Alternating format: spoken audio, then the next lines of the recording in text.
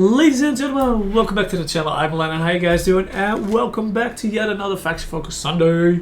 So let's get into it. And today we are taking a look at another one of the Greek states. So we've done Massilia, we've done Athens and Epirus, and Sparta I don't know just yet. But today we are taking a look at the Syracusians. So as the Greek states, we get plus 20% melee defense during battles in own territory, and we get plus 4 to cultural conversion.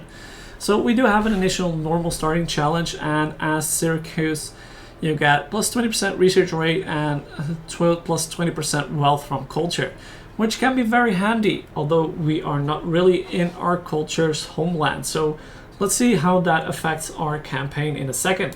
Okay, so here we are on the campaign map as Syracuse, and straight away you can see what kind of situation we are in.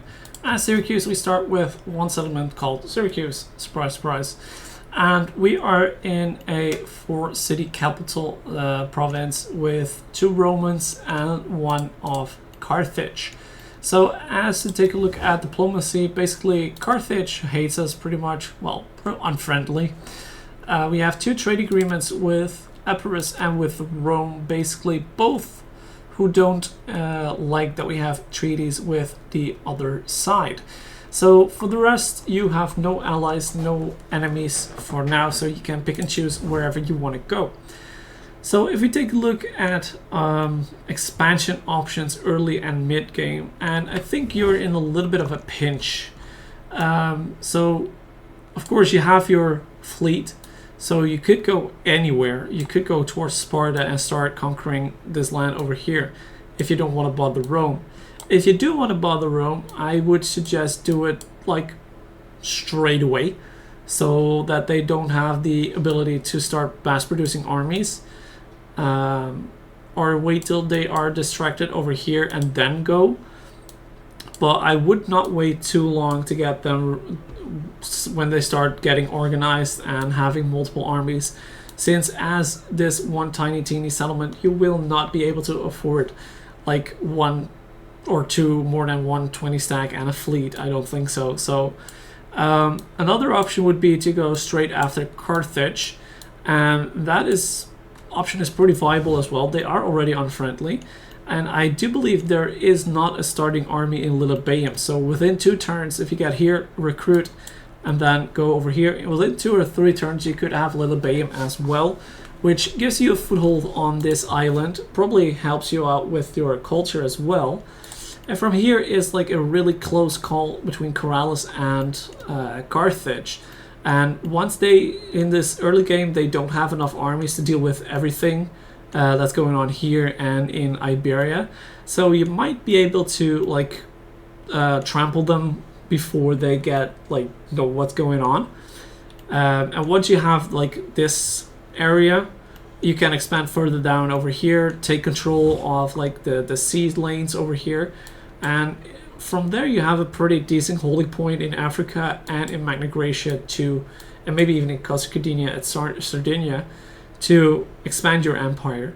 But you will have a lot of trouble and need a lot of time getting your armies either in fleets or in transports over the various sea lanes in the early game. So take that into consideration with like attrition and money and time you're not being able to recruit units. So as Syracuse is one of the Hellenic factions, we have our units in the muster fields.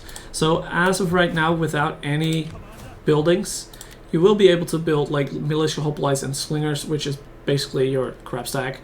You do start with 1 army, which is decent. You have like the general, 2 good hoplites, 1 crappy hoplite, a Tarentine calf, and some javelins. So not great, not too bad. You do have a fleet, but that's basic trash. Also, you do get the ability to build the military wharf, which gives you an edge on basically every seafront if you have the artillery ships, which can be very, very cost effective if you know how to use them. So let's get in towards our military. So we have the muster fields, which of course trades up into lines. So whenever you build a tier 1, you get ability to hoplites, light hoplites, which is just basically your cheaper version of a hoplite unit at the cost of some effectiveness and javelins.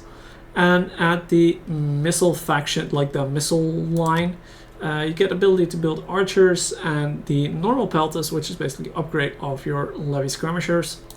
We get missile skirmisher calf. Yeah, you can see it's not too great. Pretty decent melee defense, poor melee attack, pretty decent missile damage for a few javelins, and after that they're basically gonna have trouble running down slingers and javelins. So don't know really much about how cost effective these guys can be. And that's basically it. That's all you get. So at the barracks side, you get the ability to build Citizen Cav, which is overall a decent melee cav. A lot better than the Skirmisher Cav, I would say, more cost effective as well. You get the ability to get some extra pikemen for your defensive lines. And then at tier 3, you upgrade your Tarantine Cav, which is basically a little bit better than your Skirmish Cav, but also quite a bit more expensive. You do get Thurios Hoplites and Thurios Spears, which are just the same but different of your normal Hoplites and Spears. And you get Thorax Swords for a kind of decent help frontline and attacking force. So probably have the units of Pikes and Hoplites on your front line. Get your Thorax Swords in there in between or at the flanks to deal some damage. At tier 4, you get the Thorax Hoplites, basically upgrade from your Hoplites, picked Hoplites, one of the best Hoplites that, well, certainly that Syracuse can field. And you get Hippias Lancers, which is a decent sized shock cav with a 57 charge bonus and decent attack stats, although still poor melee defense. Like I said earlier in one of my earlier videos as well, exactly what you expect from a shock cav. So as a campaign overall, I think it could be a fun campaign, but with most Greek factions, your playstyle is going to be probably more defensive with all the hoplites and like less mobility that you have with the hoplites and the pikemen. But pikemen and hoplites